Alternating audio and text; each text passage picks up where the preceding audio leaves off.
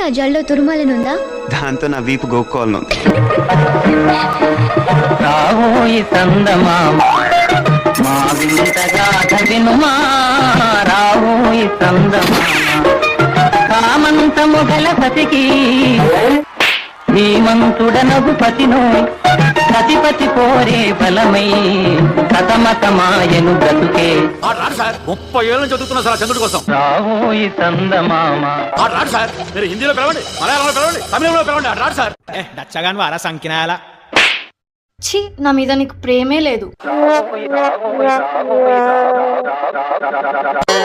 గోడ మీద గిరిక దొరక డైలాగులంతా చూసేటోళ్ళు డబ్లింగ్ చెప్పుకోవాలి. ఆ పెద్ద మాట అన్నాడు సరాడు.